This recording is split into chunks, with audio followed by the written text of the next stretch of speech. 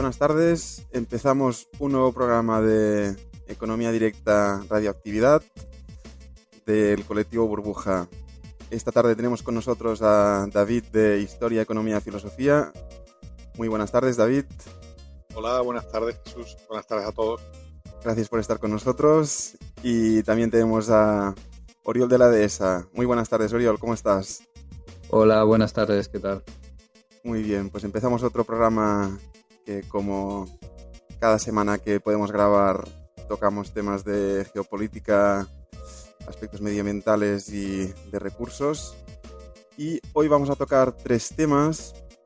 El primero se refiere a las últimas noticias que nos han venido de Fukushima, un reactor nuclear que es del mismo diseño y fabricación que el de Garoña, que ahora parece ser que le quieren alargar la vida útil 20 años más, pasando de 40 a 60 años. Pues bien, como sabéis, en el reactor de Fukushima sufrió un accidente a raíz del tsunami que asoló la costa donde está situado y bueno, parece ser que los problemas están creciendo alrededor. Ya lo vamos a tocar en su momento. El segundo tema, que no deja de tener una cierta relación con Fukushima, porque el cáncer, como sabéis, pues es una de las enfermedades que provoca la radiación. En este caso hablaremos de las propuestas, ideas que tienen alrededor del cáncer las empresas punteras de informática, Big Data, comunicaciones y tecnología de Silicon Valley. Y lo confrontaremos con unos datos que no invitan precisamente al optimismo en cuanto a las estadísticas de casos de cáncer. Y si da tiempo, acabaremos con un tercer tema, que es, bueno, nos pondremos un poco al día de la política exterior de Trump, sus últimos movimientos y cómo está, digamos, reconfigurando el tablero geopolítico mundial, pues a raíz de la toma de posesión de este peculiar presidente de Estados Unidos. Pues bien, sin más, empezaremos por el tema de Fukushima. Si quieres, David, ponernos un poco al día de las últimas noticias respecto al accidente nuclear del año 2013, si no me equivoco, ¿verdad? 2011. 11. 2011, sí, ya 6 lleva años, 6 llevamos años, casi. Fue en marzo, o sea que falta un poquito. Sí. Bien, bueno, recientemente, que aquí creo, no sé si ha salido en muchos periódicos de nuestro país, en digitales, etcétera, pero en la prensa internacional ha salido bastante, es porque recientemente han estado haciendo unas comprobaciones dentro del grupo de reactores, pues en realidad fueron la central, son 4 reactores, de ellos 3 sufrieron una fusión, un meltdown, una fusión de su núcleo, de su reactor principal. Bueno, pues 3 de ellos sufrieron un fenómeno de fusión en el incidente. El incidente, para recordar un poco, fue a raíz del terremoto y posterior tsunami. Todo el sistema de bombas de refrigeración quedó dañado. Las bombas de refrigeración son fundamentales para mantener la temperatura del reactor y evitar que se acabe fundiendo por la propia energía que desprende la reacción nuclear que tiene lugar dentro del reactor, e incluso todos los sistemas de respaldo que existían también quedaron fuera de servicio porque quedaron inundados, etcétera, tal que la temperatura dentro de los reactores subió por encima de lo que resisten los materiales y se produjo la fusión con emisión de gases, con explosiones, etcétera, que todos vimos en su momento. Parece que, o daba la impresión, muchas veces, aunque hemos hecho algún programa nosotros anteriormente sobre el tema de Fukushima, da la impresión de que aquello ha quedado resuelto, ¿no? Un poco las noticias que llegan ya no llegan apenas y un poco parece que ya todo eso ha pasado, ¿no? Es como un poco en el sentido de Chernobyl, que se puso allí un sarcófago y tal, y bueno, aquello no pasa nada, ¿no? Pues en el caso de Fukushima, todo el mundo parece pensar que aquello está ya resuelto y que, bueno, lo que queda a lo mejor es limpiar aquello o cubrirlo y tal, que nada más lejos de la realidad, ¿no? Lo que ha venido recientemente es que han intentado, bueno, han cedido dentro de uno de los reactores, el reactor número 2, y han detectado unos niveles de radiación los más altos que han detectado desde que hubo el siniestro, ¿no? lo que en la parte esa del el máximo de radiación que habían detectado dentro de los reactores, de la zona de los reactores, era de 73 sieverts y ahora habían detectado o han detectado 530, del orden de 530 sieverts, ¿no? Para tener una idea de lo que eso significa, el 8 sieverts ya son mortal de necesidad, o sea, no hay cura, se dice que una radiación de 8 sieverts durante unos minutos es suficiente para que el organismo degenere ya o tenga un cáncer irreversible o un tipo de daño irreversible. O sea, estamos hablando de 530, que es prácticamente es que se ha fundido una parte ha caído material, no saben exactamente dónde, material muy radiactivo, está todo confinado todavía dentro de lo que es el edificio de contención, pero hasta fuera completamente del reactor y por la zona. Entonces, bueno, pues el problema de Fukushima es que tiene una cantidad de dificultades añadidas inmensa. Incluso por ejemplo, esa toma de datos, que parece que, bueno, mandamos un robot y tal, hay que recordar que los últimos robots que enviaron a los reactores tardaron 2 años en desarrollarse y tardaron los robots, bueno, y informaron a las personas que lo iban a manejar durante meses y en 10 horas quedaron los robots inútiles. O sea, porque eh, por ejemplo, la cámara o el detector que mandaron recientemente estaba diseñado para soportar 1000 sieverts. Bueno, pues en 2 horas, como la radiación es de 530 sieverts por hora, una unidad de flujo, sievert por hora, de cantidad de radiación emitida por hora, pues aguantó 2 horas, porque la dosis que aguanta son 1000 sieverts. Entonces quiere decirse que incluso han tenido que estar desarrollando tecnología ya no para solucionar el problema, sino para acceder y poder ver la entidad del problema. Quiere decirse que lo lejos que estamos de poder, en este caso, tener contenido o poder buscar una solución, ¿no? Por otro lado, bueno, la cantidad de miles y miles de metros cúbicos de agua que han estado sacando, porque claro, aquello tienen que seguir refrigerándolo. El problema de seguir refrigerando algo donde ha perdido la contención es que el agua que se recupera está totalmente cargada de componentes radioactivos, ¿no? Han intentado hacer también un perímetro congelando una barrera de hielo, pero a pesar de todo sigue cayendo, sigue pasando radiación al Océano Pacífico, sigue habiendo problemas de detección en toda la zona y bueno, ya se han detectado también incluso al otro lado de la cuenca del Pacífico, en la costa de ciertos niveles de radiación en la costa de Estados Unidos. Quiero decir, el problema es muy severo.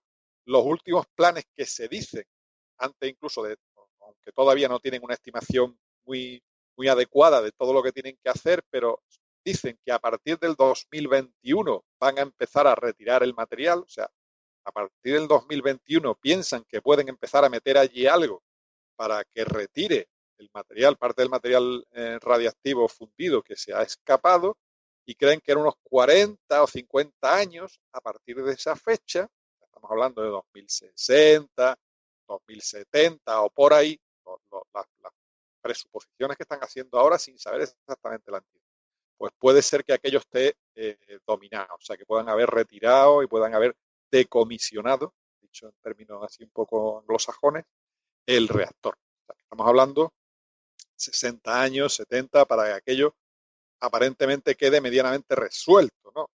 En opinión general es que va a ser muy complicado todo. O sea, eso, para darnos una idea, bueno, y no estamos hablando de costos, ¿vale? Estamos hablando de tiempo, estamos hablando del tiempo que se va a tardar en desarrollar la tecnología para poder hacerlo, porque no existe, y ni siquiera se está hablando del coste, ¿no? El coste que va a tener para Japón poder solucionar ese problema. Todo esto nos tiene que hacer un poco reflexionar sobre los riesgos y sobre la complejidad y el tipo de problema que causa. Por supuesto, todavía siguen estando desplazados miles y miles y miles de personas de la zona. Hay una zona alrededor de la planta que sigue fuera de inhabitada, seguirá inhabitada, sabe Dios hasta cuándo, hasta esas fechas probablemente.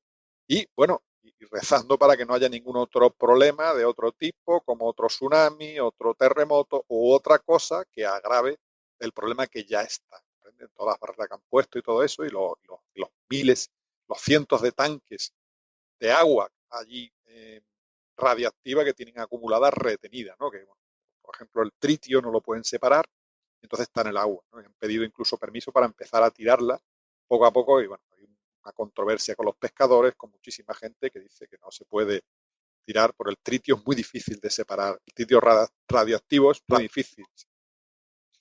Bueno, y un poco para tener una idea de la inmensa entidad del problema. Esta catástrofe para muchos es peor, para muchos expertos es bastante peor que la de Chernobyl porque afecta a 3 reactores por la cantidad de producto, de material radiactivo que hay implicada y por la dificultad de poder atacar todo eso, ¿no? Todo eso, y además en el sitio donde está con la cantidad frecuentes terremotos y tsunamis, etcétera, que se produce. O sea, el problema es cojonudo y hay que de alguna manera tener en cuenta lo que puede ocurrir en cualquier central nuclear del mundo, porque bueno, se pensaba que el estándar de la Unión Soviética era bueno, porque era la Unión Soviética, un país comunista, ya se sabe, esos países no tienen tecnología, no tienen cuidado, etcétera. Bueno, pues esto es un país del primer mundo con la tecnología mejor que se contaba, todo diseñado para que aguantar un tsunami de 500 años, bueno, 40 años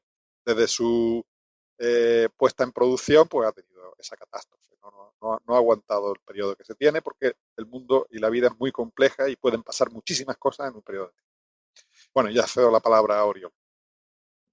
Bueno, no tengo mucha noticia del agujero. Lo que sí que quería comentar sobre el tema de Fukushima era, bueno, yo he estado escuchando esta semana en otro podcast fantástico que hay, que trata los mismos temas que nosotros tratamos, Radio EcoShock. Es en inglés, por si algún oyente está interesado. Pues en el de esta semana trajeron una entrevista con un ingeniero nuclear que ha estado trabajando, que ha estado allí en 2016, fue a ver cómo estaba la situación en Fukushima, ¿no? Entonces, como bien ha explicado David, el plan de Japón es que, tal como dice este señor en sus palabras, diluir es la solución a la contaminación, ¿no? Bueno, todos esos tanques no saben qué hacer con ello. Bueno, pues el plan es, como ha comentado, es filtrar ese agua radiactiva, dejar el 90-95% del cesio y del estroncio radiactivos eh, digamos que separarlos, imagino que ese residuo seco enterrarlo en algún sitio, y esto es un proceso que continuará durante, pues no sé cuánto van a estar activos esos reactores, pero pueden estar, pues supongo que décadas en esa situación, ¿no? Entonces el problema es, como bien ha dicho, el tritio. El tritio es un isótopo del hidrógeno. El tritio radiactivo es exactamente agua, ¿no? Agua pesada, agua radiactiva. Entonces no se puede separar, ¿vale? Entonces, de eso son conscientes y lo que se va a hacer es verterlo al Pacífico, ¿vale? Esa reactividad irá al mundo entero. Te la comerás en tu pescado, bueno, se va a repartir. Diluir es la solución, ¿no? Bueno, pues esa es la situación. El agujero en el reactor pues no tengo tanta información. Lo que sí que él comenta es que el gobierno japonés es muy opaco, no cuenta la realidad. Le preguntan si usted haría las Olimpiadas en Fukushima o cerca de Fukushima, y dicen no. Por lo visto, no sé qué deporte era. Uno va a tener la sede prácticamente en Fukushima. Creo que es boxeo, puede ser. Bueno, el caso es que comentaba también si ese plutonio que se está generando no se puede extraer y le preguntan, ¿no?, sobre los famosos reactores nucleares, los breeder, los que consumen plutonio, pero todos esos han sido un fracaso, ¿no? Porque si no estarían también dando cuenta de ese plutonio para digamos que meterlo en una central nuclear y así eliminar supuestamente el residuo, ¿no? Que es lo que se dice de estos reactores, los breeder, ¿no? Que no realmente no funcionan, ¿no? Eh, en fin, el caso es que Fukushima efectivamente es probablemente un accidente mucho peor que el de Chernóbil, cuando sobre todo ya tenemos que asumir que el Océano Pacífico va a quedar contaminado y esos residuos se van a verter regularmente al Océano Pacífico. Ya hablamos de que no sé si eran entre 300 metros cúbicos al día, ya había de fuga. Y bueno, pues cuando se inicie ese proceso, porque esos tanques están colocados ahí cerca de la central, cuando se inicie ese proceso de filtrado y separen parte del residuo radiactivo, ¿no? Y lo puedan apartar, ¿no? Para no verterlo al mar. Bueno, de ahí sabemos que ese agua radiactiva, pues se va a verter al océano y esa contaminación se va a esparcir por todo el océano. Esto ya es prácticamente un hecho, ¿no? Este señor señala pues los problemas infinitos que tiene la energía nuclear. También comentan este documental muy bueno, Into the Eternity, que hablan sobre este reactor que están haciendo en Finlandia, ¿no? Y cómo están preparando un almacén de larga duración, ¿no? Se espera que esos residuos que van a estar activos miles de años, ¿no? Pues están planteando cómo avisar a los humanos del futuro porque habrá una glaciación de por medio, está previsto una glaciación de por medio en 60.000 años, el finlandés no se hablará, etcétera, etcétera, etcétera. Cómo avisar para que no caben ahí y saquen esos residuos radiactivos, ¿no?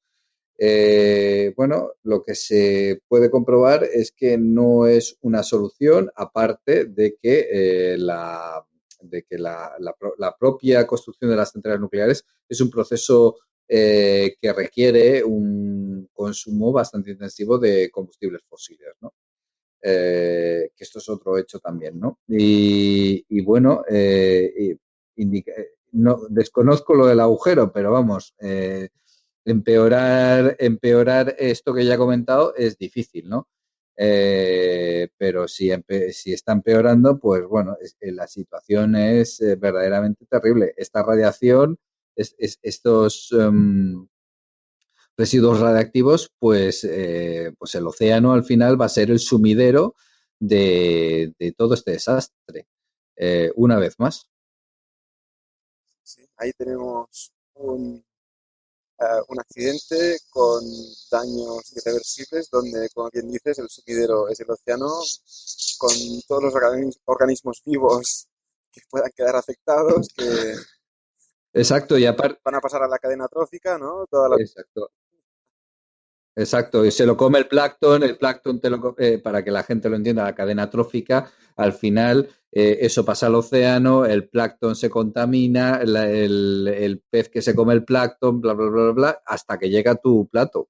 Exacto, voilà, ahí tienes un Y, plato y, y, radiactivo. y está muy relacionado con otro tema que vamos a tratar más adelante, pero evidentemente estamos contaminando, es una puntilla más a la cadena trófica. También hemos sabido que ha habido un estudio que por lo visto analizan la comida, los peces, han analizado los peces y han llegado a la conclusión de que comemos plástico, literalmente, que se queda en los peces de los océanos de plástico famosos, que al final el pez evidentemente no puede metabolizar el contaminante y al final entra en la cadena trófica, se queda dentro de su cuerpo y luego tú te lo comes, ¿no? Y por lo visto han estudiado y esto también se llega a dar, ¿no? Aparte de contaminación por metales pesados, etcétera, ¿no? Pero evidentemente el océano al final repartirá estos contaminantes por todo el mundo. estos contaminantes radiactivos. Evidentemente será peor cuanto más cerca, ¿no? Por eso los pescadores japoneses están que trinan, pero esto es lo que hay. Y que más en un país donde, digamos, el pescado forma una parte fundamental de su dieta. Esto nos lleva a, si os parece, comentar la última noticia acerca de la central de Garoña, que como sabéis se encuentra en parada técnica, ah, ya que digamos se acababa su vida útil de 40 años y los propietarios, que es peor, una entidad formada por Iberdrola y Endesa, solicitaron su reapertura después de 2 años de deliberaciones y estudios técnicos. El Consejo de Seguridad Nuclear ha dado el visto bueno a la operación, digamos, a reabrir la central nuclear de Garoña por 20 años más, llevando su vida útil hasta los 60 años, aunque parece ser que el informe indica una serie de deficiencias y requisitos técnicos a subsanar, pero aún así no se privan de dar el visto bueno a la apertura de esta central ya, digamos, que una vida útil calculada para 40 años, ampliar a 20 más, que tiene relación, como he dicho al principio, con Fukushima por el hecho de ser un tipo de central nuclear exactamente igual que Fukushima y además por la misma empresa. No sé, David, qué opinión te merece la situación por la que afrontamos aquí en este país, la cuestión de las cafeteras nucleares. Me lo preguntas a mí, Sí, ¿no, sí, Jesús? adelante, Porque no lo he adelante. oído bien. Sí, sí, hombre. Mi opinión en general es que la energía nuclear al final se sostiene gracias en muchos casos a que no se internalizan los costes futuros, la mayor parte de lo que supone la gestión de la energía nuclear, ¿no? Y está ultra subvencionada en realidad por el Estado. O sea, eso hay que tener en cuenta el coste que tiene el dejar fuera de servicio una central, que supongo que es lo que ha pesado también en gran parte ahora a esa decisión, ¿no? Porque lo de la patada a seguir es porque, como se está viendo en Fukushima, pero bueno, en general, desmantelar una central nuclear y hacer una gestión de todo lo que supone el dejar fuera de servicio y en condiciones seguras toda la zona, pues eso cuesta muchísimo dinero y bueno, pues lo que se hace, lo que se está intentando hacer es eso, prolongar su vida útil más allá del tiempo en que, porque cuando se echan los números, pasa muchísimo en muchísimas industrias, ¿no? Industrias químicas, petroquímicas, etcétera, ¿no? ¿Cuántas industrias de verdad han pagado, por ejemplo, todos los costes o cuántas minas han pagado el coste de descontaminación de toda la zona, de dejar la zona para que no se permeen los acuíferos, para que no haya problemas medioambientales en general en una zona donde ha habido antes una actividad muy fuerte, ¿no? Pues bueno, pensando en minas o pensando en empresas químicas, podemos pensar que el efecto, bueno, es de alguna manera es severo, pero no tanto, ¿no? Para un área tan grande. En el caso de una central nuclear es que es absolutamente imprescindible y no se puede dejar eso así, bueno, lo dejo aquí y no pasa nada, ¿no? Sino que tienen que acometer unos costes impresionantes a la hora de desmontarlo. Eso es lo que no se tiene en cuenta nunca cuando se juzga que una central nuclear tiene un precio el kilovatio hora de no sé cuántos, ¿no? No sé cuántos, pero teniendo en cuenta que, ¿no? Porque una central térmica normal, por ejemplo, termina su vida útil, al final es un edificio allí con una serie de máquinas, etcétera, y de depósitos y tal, bueno, pues de alguna manera se queda allí y se gestiona bien. Una central nuclear es algo completamente distinto, ¿no?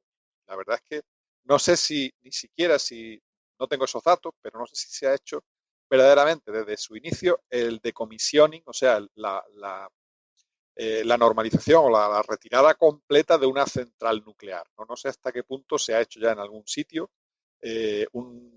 quitar todos los materiales, sacarlo, descontaminarlo todo, llevarse absolutamente todos los materiales a zonas de almacenamiento de residuos, en fin, dejar el área completamente limpia y libre de residuos, ¿no? Eso tiene un coste altísimo que al final nadie cuenta, ¿no? Como por supuesto, no hablamos ya de los riesgos, ¿no? A la hora de contabilizar los costes, deberían de contabilizarse efectivamente qué riesgo hay para el resto del país, ¿no? Porque cuando una central nuclear tiene un problema, no lo tiene la zona inmediatamente, las personas que trabajan allí solo o el entorno más inmediato. Hablamos de problemas que se prolongan cientos o miles de kilómetros, ¿no? Y algunas veces hasta la humanidad entera, como está pasando un poco con la cuenca del Pacífico, en el caso de Fukushima, ¿no? O la Europa del Este y toda Ucrania y parte de Rusia en el caso del desastre de Chernóbil. Entonces, bueno, pues es muy triste, para mí es muy triste todo lo que está pasando y bueno, pues hay que tener en cuenta las decisiones que se tomaron en su momento y la situación, supongo ahora, económica, etcétera, del país, que bueno, hay una presión grandísima para seguir profundizando, ¿no? Pero esto es un problema que veremos a ver cómo se lleva a término cuando se tengan que ir dejando fuera de servicio una y otra centrales nucleares, ¿no? Es un problema. Sí, y además cuando aquí se toman decisiones, cuando digo aquí en España, ah, digamos, hechas a medida de las empresas del oligopolio energético que explotan la central y siendo una instalación ya totalmente amortizada, lo que se va a buscar es el máximo provecho económico. Además, digamos, aprovechando el hecho de que, digamos, la señal precio no internaliza todos los costes, como bien has apuntado, David. Oriol, no sé si quieres añadir algún apunte más acerca de Fukushima, Garoña o la energía nuclear. Creo recordar que Garoña usa el mismo sistema que Fukushima, si mal no recuerdo, ¿no? Se dice que no hay terremotos, ¿no? En España, ¿no? Como en Lorca, ¿no? Nunca suceden estas cosas, ¿no? Ni guerras, ni otro tipo de circunstancias, ¿no? O graves crisis económicas, ¿no? Que puedan descuidar el mantenimiento de estas instalaciones, ¿no? El sentido común creo que, bueno, responde a estas preguntas, ¿no? No añado más sobre esto. Sí, esto tiene toda la pinta de patada al balón y para adelante. Bien, pues pasamos al segundo tema que os habíamos anunciado y aquí David nos trae una información de los sabios de Silicon Valley, que parece que conceptualizan el genoma humano como si fuese código de programación que proponen, pues nada, pues recodificarlo para superar esta enfermedad. Adelante, David, explícanos de qué va el tema.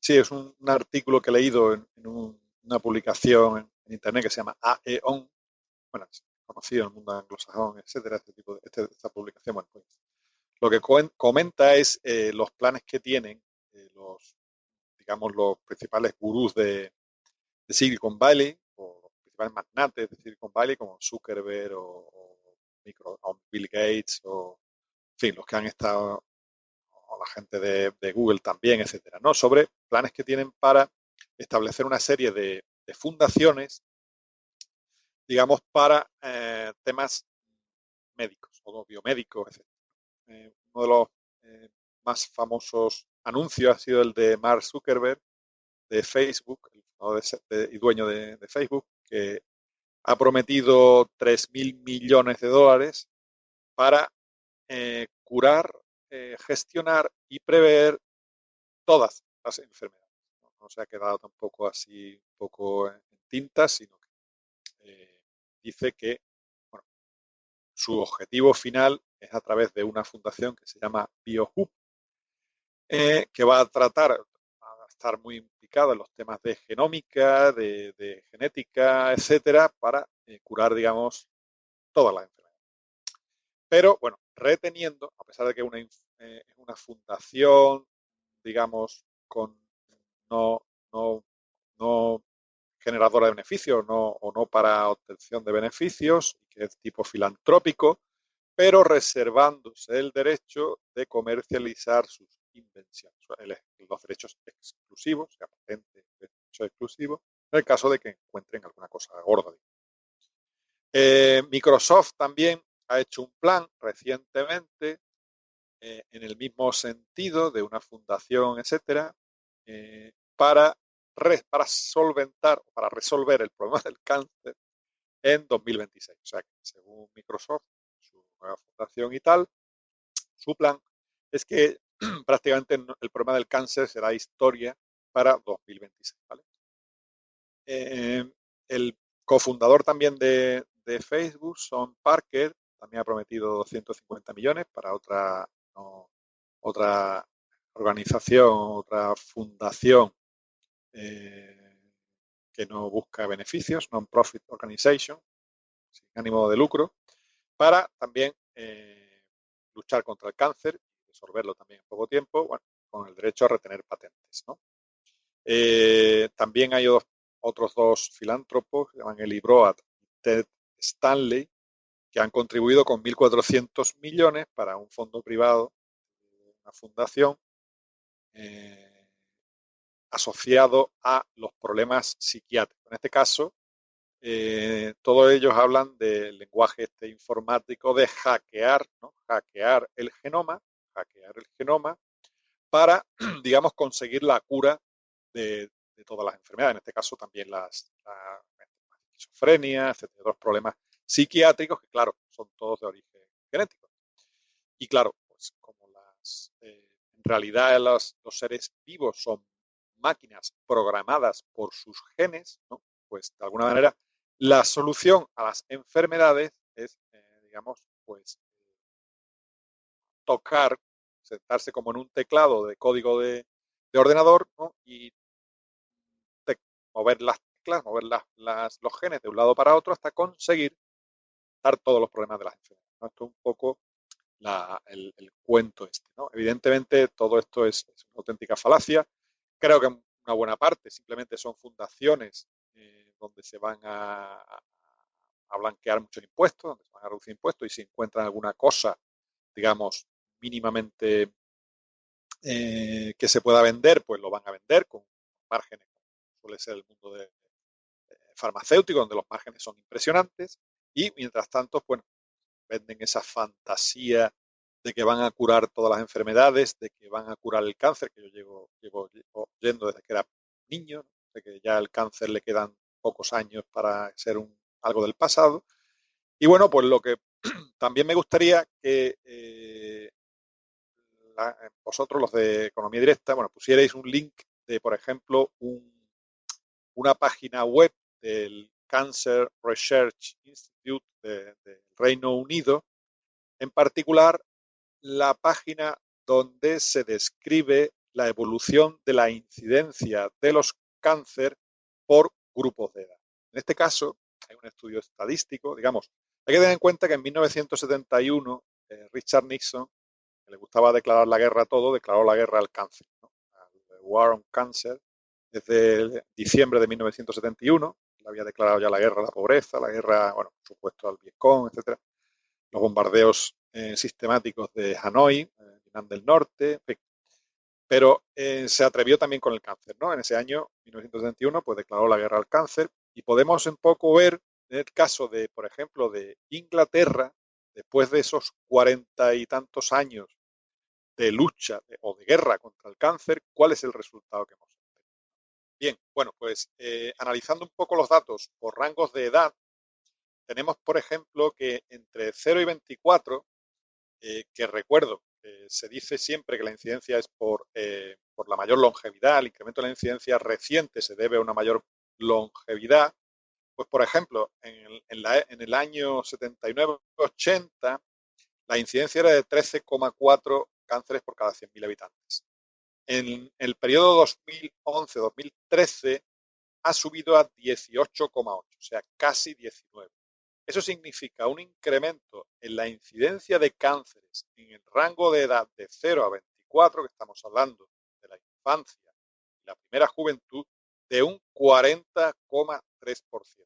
También se dice que, claro, antes no se detectaban los cánceres porque no había escáner, no había, chequeos rutinarios, etc. Bueno, recuerdo que entre la edad de 0 a 24 años nunca, ni ahora siquiera, hay chequeos rutinarios de cáncer. O sea, cánceres que se detectan en ese rango de edad es normalmente porque hay ya síntomas graves, ¿no? Y recuerdo que el estado de la medicina en 1979-80 no era precisamente bajo, o sea, ya se sabía perfectamente identificar la causa de la enfermedad que se tenía era un cáncer. Estamos hablando del siglo XIX y del siglo XX.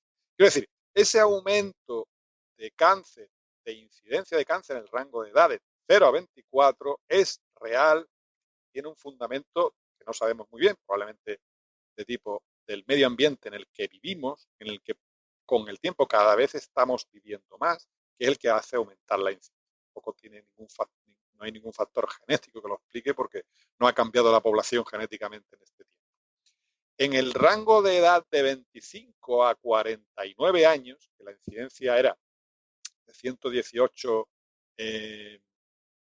cánceres por cada 100.000 habitantes, ahora estamos en un rango de 155. Es decir, el incremento de la incidencia de cáncer en el rango de edad de 25 a 49 años ha sido de un 31,50%.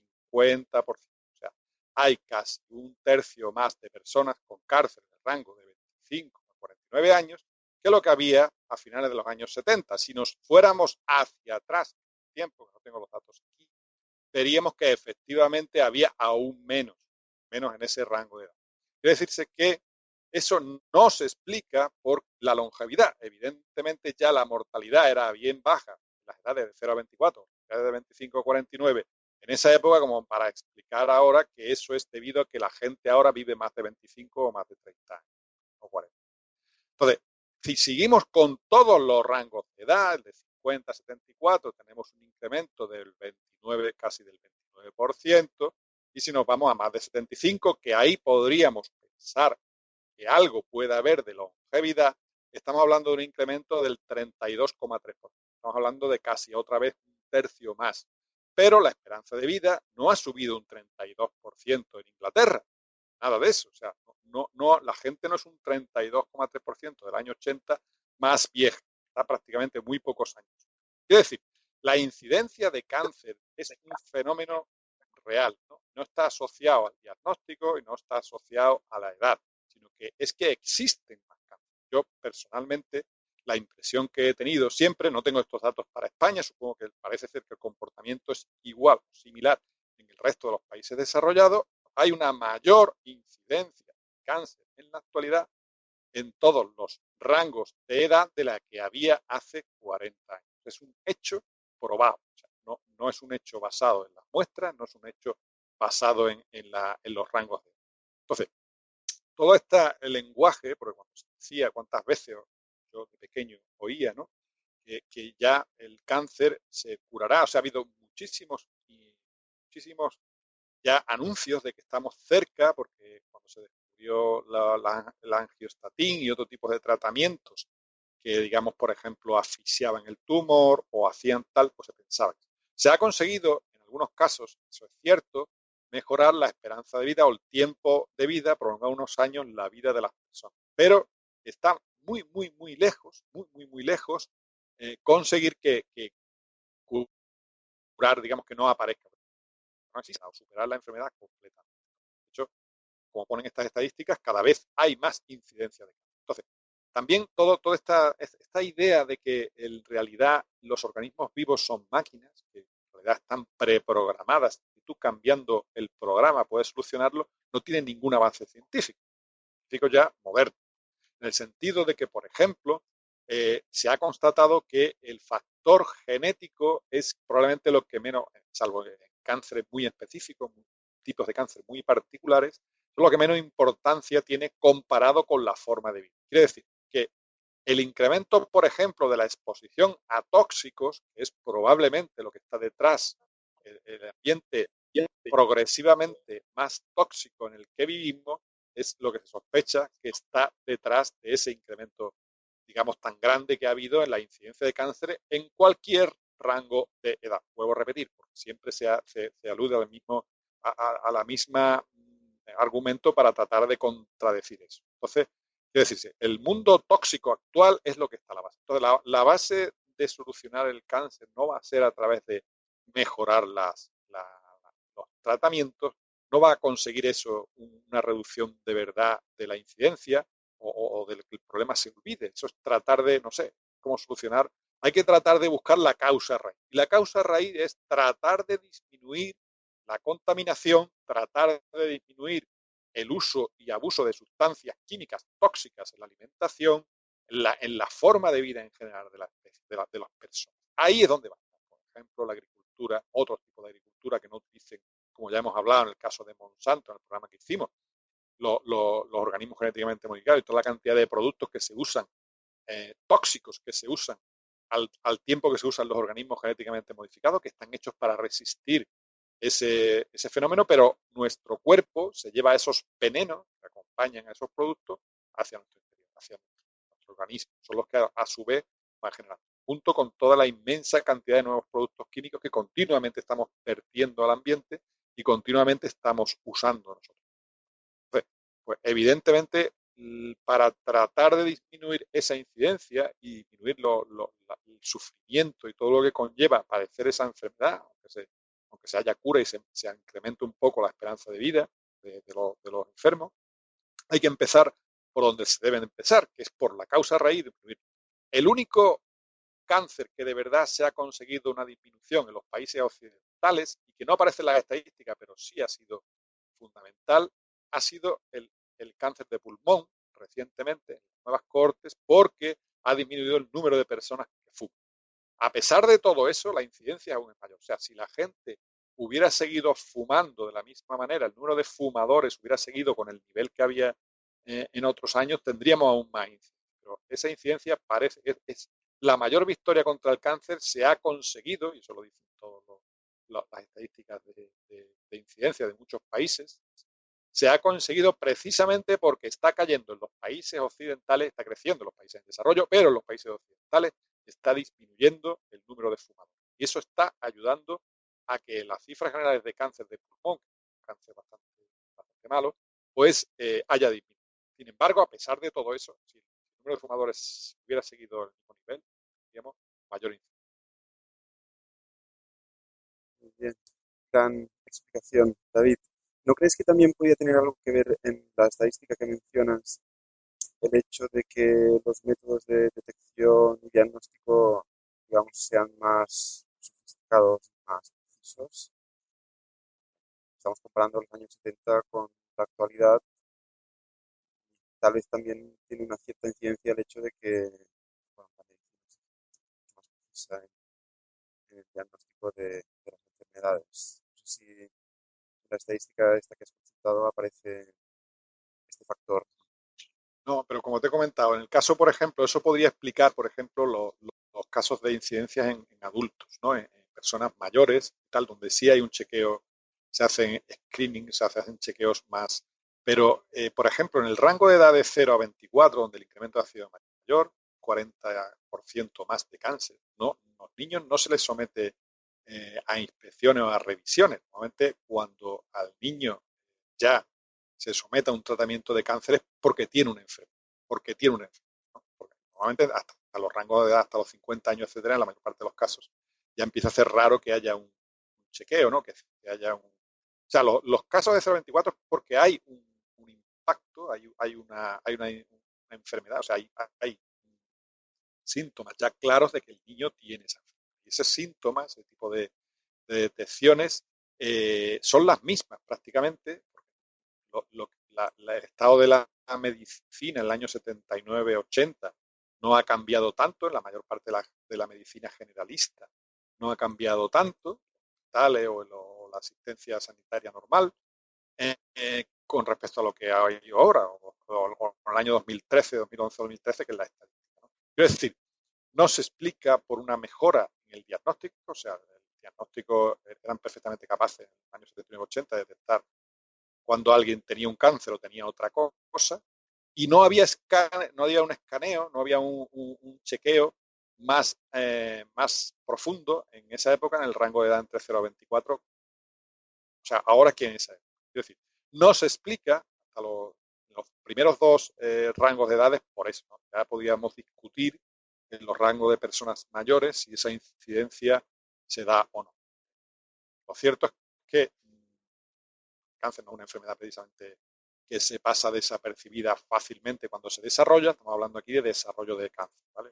Se supone que a lo mejor hay alguno que se cura y no lo sabe nadie, eso nunca se sabrá, ¿no? Que no se ha detectado, pues al final no se trata y desaparece, ¿no? Esos casos, lo que son casos donde se ha desarrollado la enfermedad y ha habido que hacer un tratamiento, ¿comprende?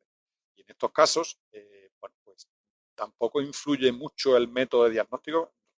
Te digo, comparando el año 79-80, no estamos hablando de 1910 o 1850, ¿no? Donde ya podíamos discutir si la medicina, los médicos tenían herramientas capaces para discernir si lo que tenía esa persona se ha muerto por un cáncer o se ha muerto por una cirrosis o se ha muerto por otra enfermedad. O sea, yo creo que, y es así como figura en la página web y en los artículos y la descripción que hace de esos números, que efectivamente la incidencia de cáncer globalmente ha crecido en los últimos 40 años. O sea, es un hecho que no se explica por esto. Muy bien, David, perfectamente aclarado. Oriol, adelante, si quieres aportar alguna Sí, explicación al tema. sí, yo pienso que el cáncer es una enfermedad relacionada con el estilo de vida y con el sistema. No es la longevidad, por ejemplo, el cáncer de pulmón del que estábamos hablando. También influye la contaminación atmosférica en las ciudades, debido al tráfico privado, ¿no? Y a la dieselización del parque automovilístico. Eso tiene su influencia. Yo recuerdo haber visto un gráfico de incidencia del cáncer de pulmón en España, ¿no? Y esto, en 2007, eh, del año 2007, y se ponía que Madrid y, ¿cómo se llama? Bailén tenían estos problemas, ¿no? Tenían una incidencia mayor, ¿no? Y no creo que fumen más en Madrid o en ciertas ciudades, ¿no? En Bailén creo que hay una industria, ¿no? Químicas. En ese sentido, es un tema, hay un tema que es la contaminación, como bien indicaba David, la contaminación que ha entrado en toda la cadena trófica, los productos efectivamente que se echan a nuestra comida, ¿no? Que no afectan, por ejemplo, el glifosato, ¿no? Que no afecta al... Son todos muchos indicadores, ¿no? No es una cosa en concreto, ¿no? Sino es un conjunto de cosas, ¿no? Que evidentemente han cambiado. El consumo de carne, ¿no? El consumo de carne se ha incrementado mucho desde los años 70, ¿no? Es posible que no podamos comer, seamos carnívoros y que no podamos comer o estemos pensados para comer esa cantidad de proteínas. Pues puede ser. También otro de los cambios que han sucedido en estos años es se me va.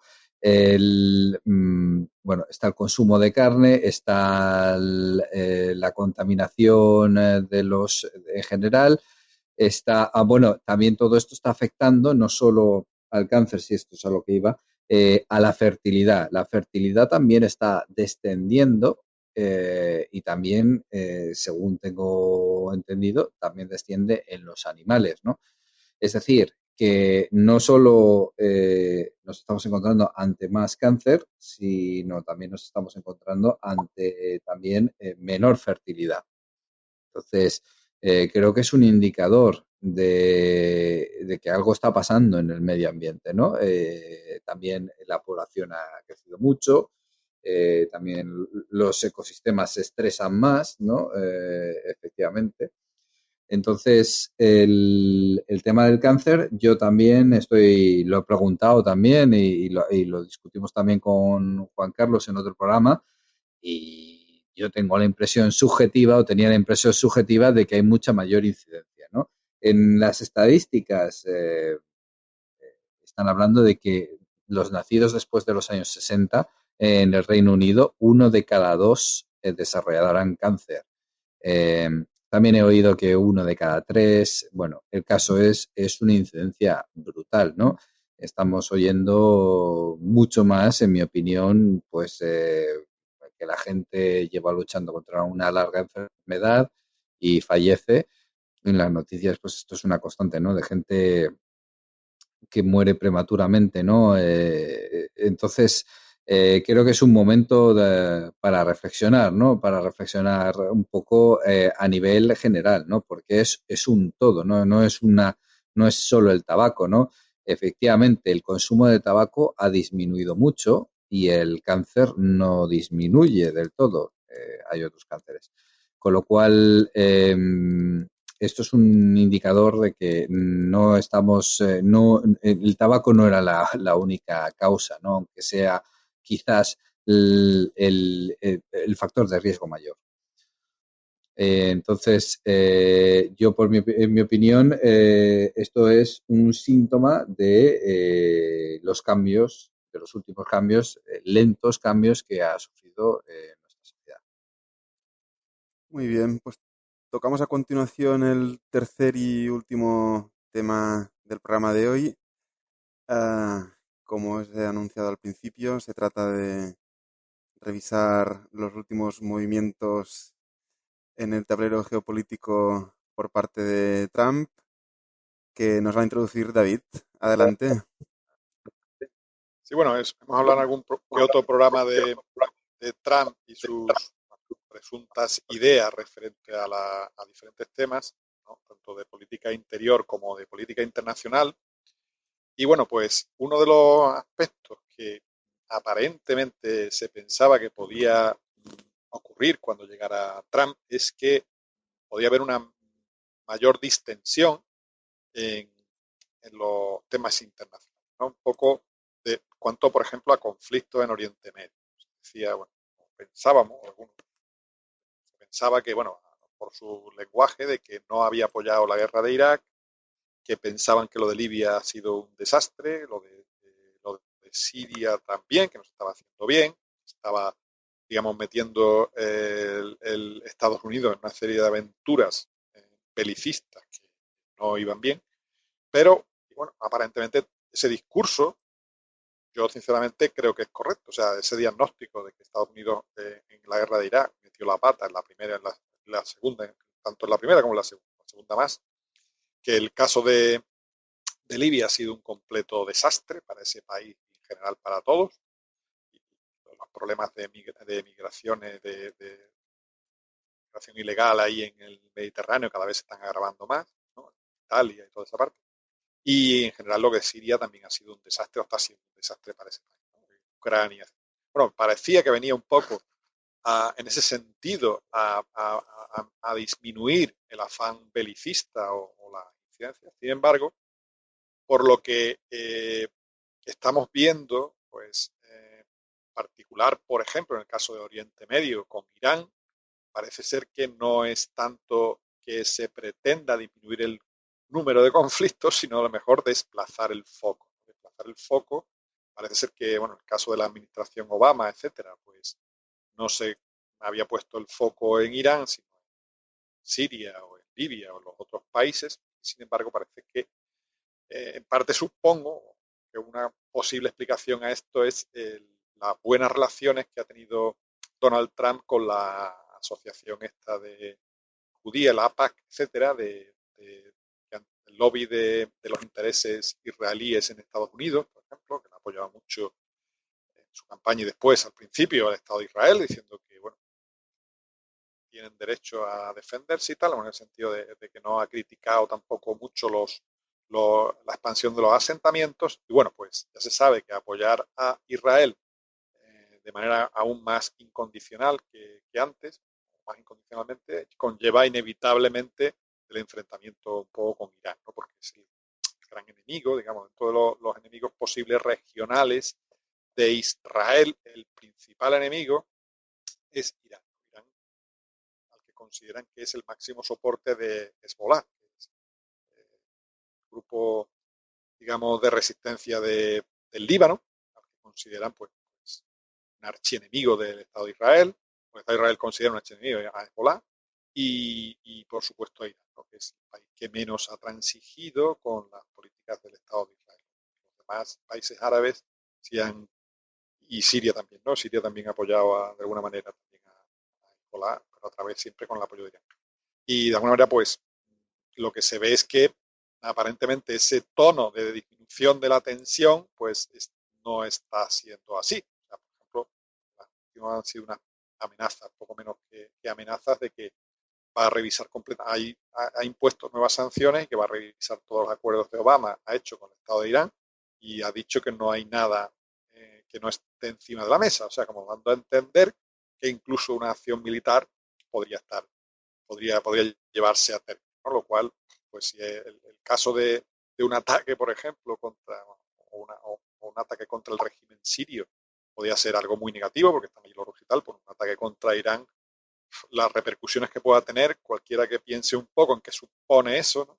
Por ejemplo, porque algo así como el 30% de todo el petróleo del mundo pasa por el estrecho de Hormuz, que es precisamente la zona, el estrecho de Hormuz, una de las orillas, es Irán, ¿no? Es Irán y además tiene ahí una capacidad para poder interrumpir ese tráfico, para cortarlo, que es impresionante, ¿no? El efecto que puede tener eso para el resto para la economía del mundo y para todo, ¿no? Para la estabilidad regional, etcétera.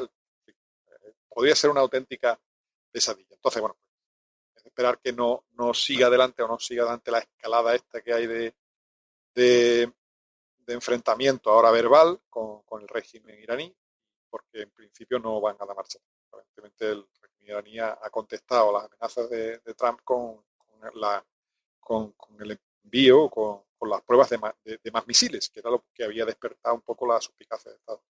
Y en el caso de China también, se ve que Trump parece que está pretendiendo romper la unión, esa unión estratégica que tenía China con Rusia, que vista de las actividades que había tenido la administración Obama, habían tenido un acercamiento muy grande entre ellas, estratégico, un acercamiento en cuanto a cooperación militar, económica, mercantil en todos los ámbitos, y claro, eso ha sido lo contrario a lo que las administraciones americanas anteriores, desde Richard Nixon, habían pretendido, separar siempre a los dos grandes rivales para que los dos potencias emergentes, como pueden ser Rusia y Estados Unidos, no se alíen los dos juntos, ¿no? Siempre habían intentado separar a la Unión Soviética del caso antes de la caída del muro de China.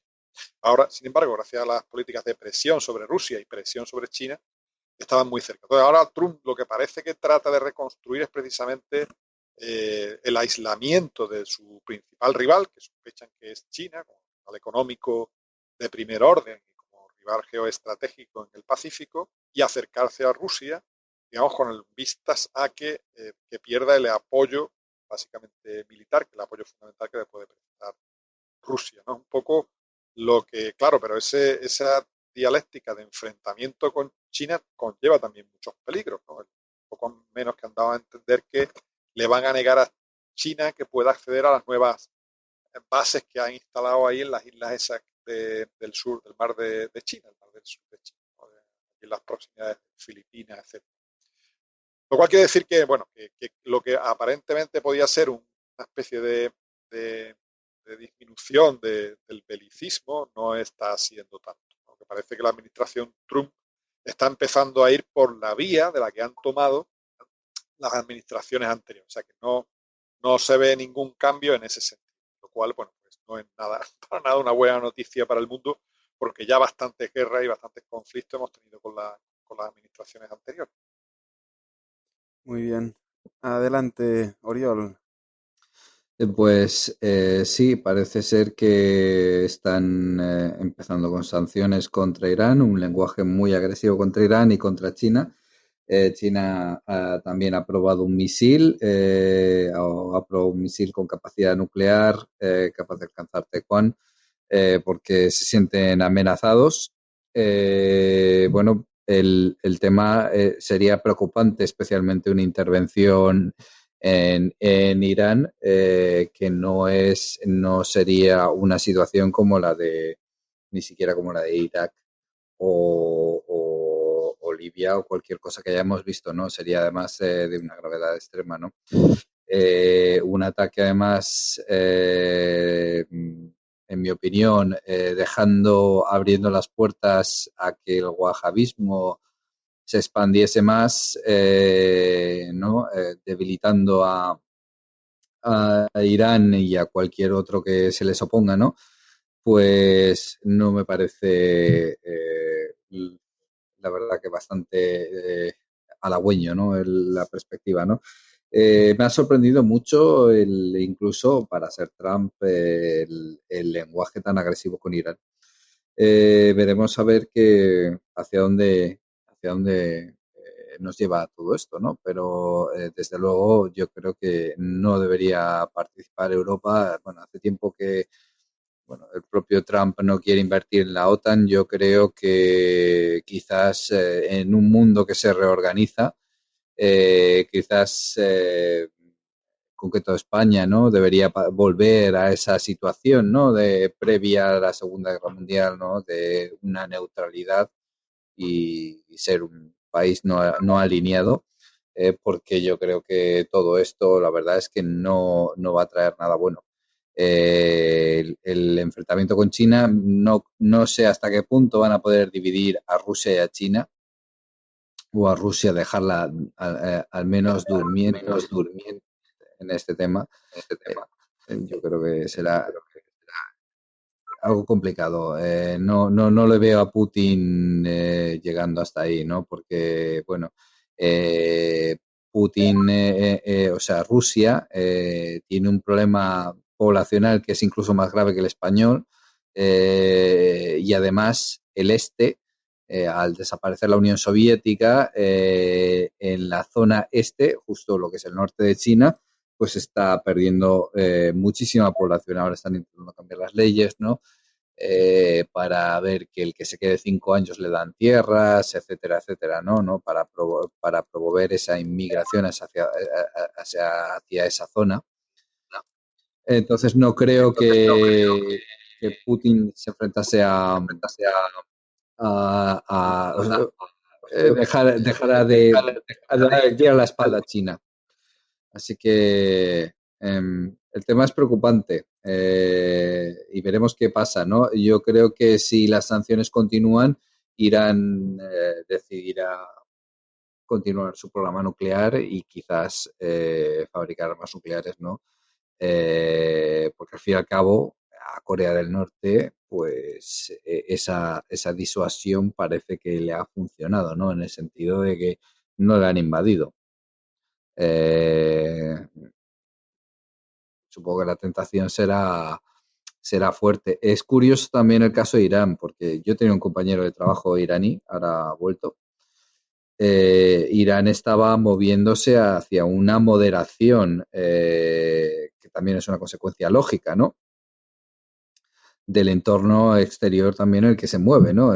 Con Turquía y Arabia Saudí, ¿no? Como potencias regionales y que están caminando, especialmente en el caso de Turquía, hay un cambio hacia digamos que, mayor fundamentalismo islámico, o digamos que dejando atrás el laicismo tradicional de Turquía, ¿no?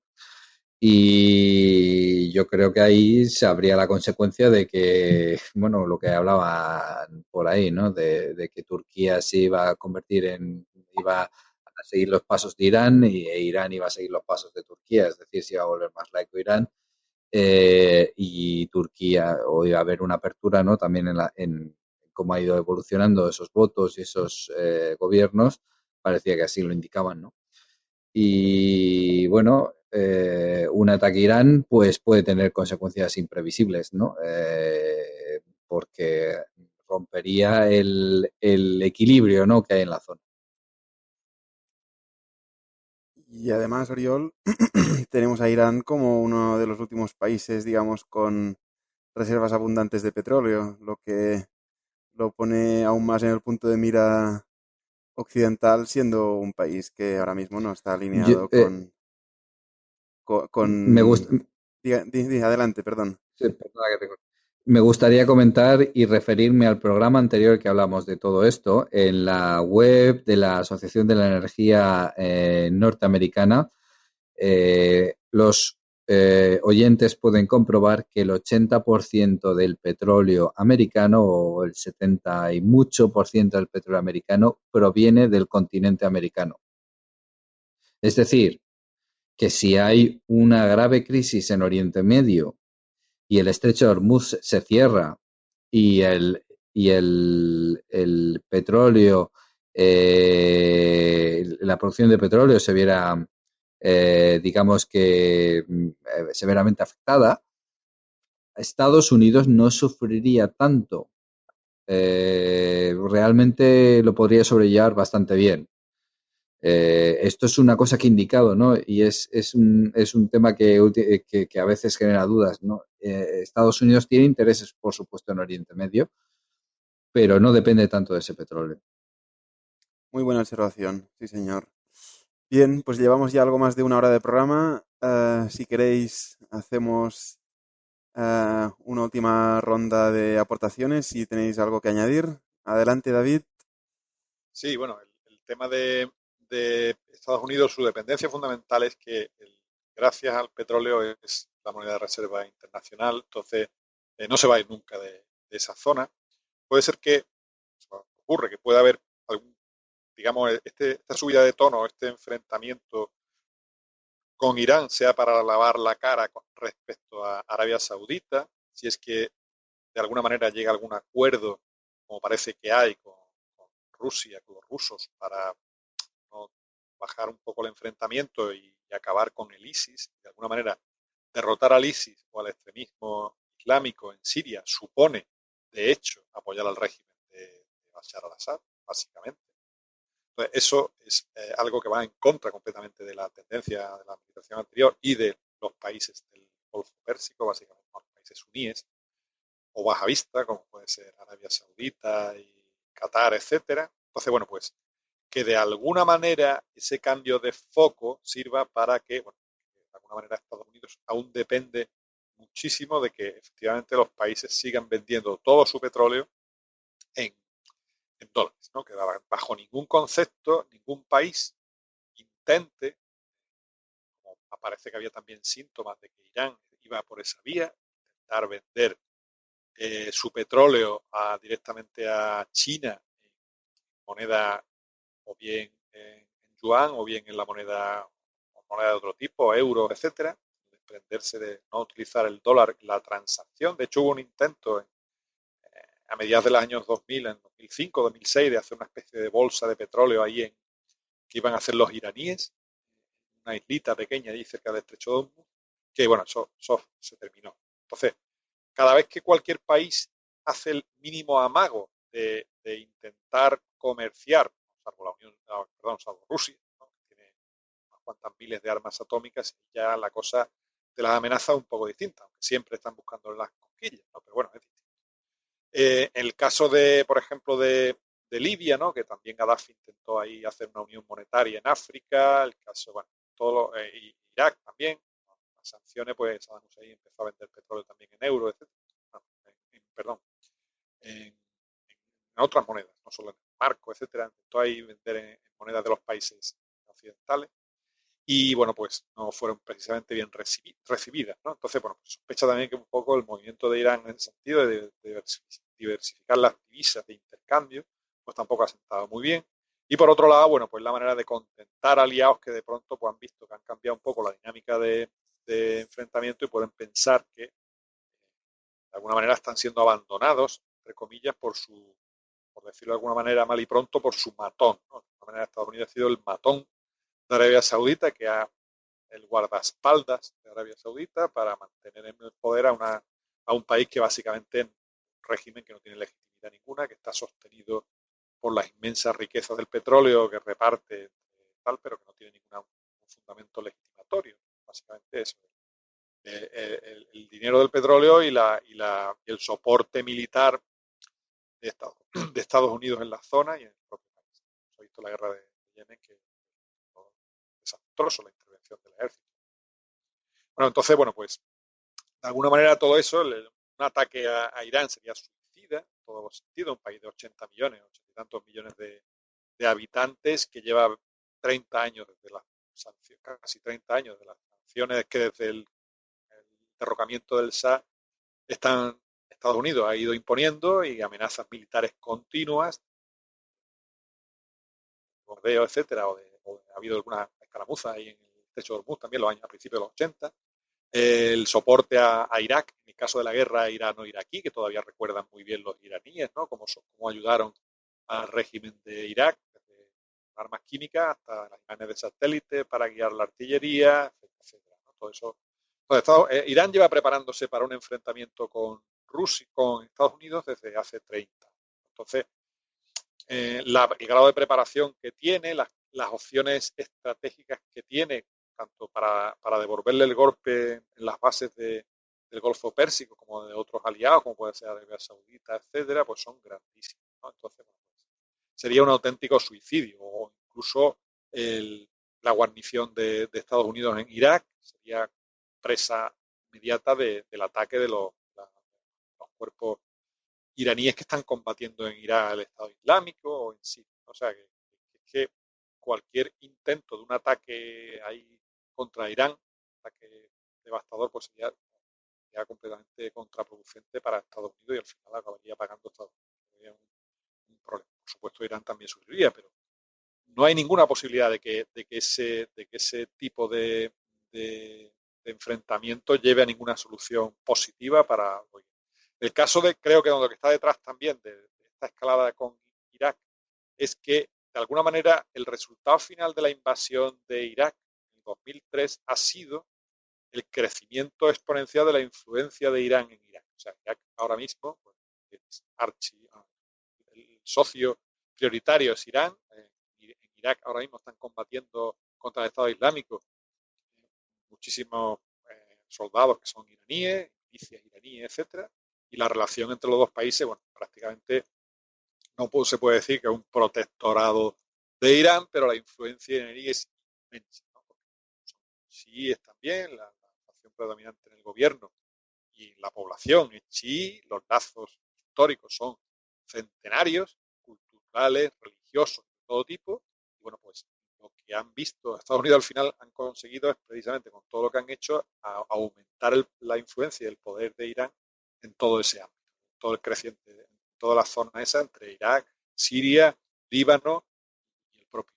Entonces, es lo que están intentando de alguna manera frenar, pero es algo que es total y radicalmente imposible. No van a poder frenar porque además Irán es una potencia emergente. Entonces, vamos a tocar madera para que no haya esta situación no se encone, básicamente con un accidente, porque creo que Trump no es suicida, o me parece que no, y no creo que acabe desencadenando más allá de amenazas y de sanciones. Sí, no es de extrañar que Irán quiera hacerse con la bomba atómica si es que no lo ha hecho ya, ¿no? Porque claramente está en el punto de mira. Bien, Oriol, si quieres hacer una última aportación. Hombre, yo creo que los iraníes habrán respetado ese acuerdo y me acuerdo que lo que dijo John Kerry, que lo que estaba en juego era que el dólar siguiese siendo la moneda principal en el comercio mundial, ¿no? Eso es lo que estaba en juego en el acuerdo con Irán. Bueno, vamos a ver qué sucede. Sí que es cierto que que ese cambio de agujas en Siria puede exigir un cambio de discurso y quedarse en eso, ¿no? En amenazas y en algunas sanciones. Ojalá que solo sea eso. Pero visto lo visto, prefiero hablar con prudencia porque este señor ha ido cumpliendo a rajatabla eh, todas las cosas que ha dicho, sean barbaridades o no. Así que lo dejamos ahí. Y gracias por invitarme, como siempre. Pues bien, hasta aquí el programa. Muchas gracias, Oriol, por estar ahí y participar en Economía Directa Radioactividad de Colectivo Burbuja. ¿Dónde te podemos seguir? Pues tuiteo como Oriol de María y normalmente es lo que estoy últimamente. Muy bien, muchas gracias y hasta la próxima. Y David, muchas gracias también. ¿Dónde te podemos seguir a ti? Sí, alguna vez escribo en un blog que se llama Historia, Economía y Filosofía, y muchas gracias por invitarme. Muchas gracias a vosotros. Muchas gracias también a todos los que estáis ahí escuchando el programa de Colectivo Burbuja, una asociación a la que os recomiendo que os apuntéis si os interesa. Lo podéis encontrar más información en la web de colectivoburbuja.org. Y también agradecer a Juan Martínez de la postproducción, José Manuel Corrales en producción, a Ramón Ferrer en difusión de contenidos y Pablo Domínguez en la web, pues todo el trabajo que estáis haciendo para dar soporte a este medio. Nada más de momento, hasta la próxima y muchas gracias de nuevo. Adiós.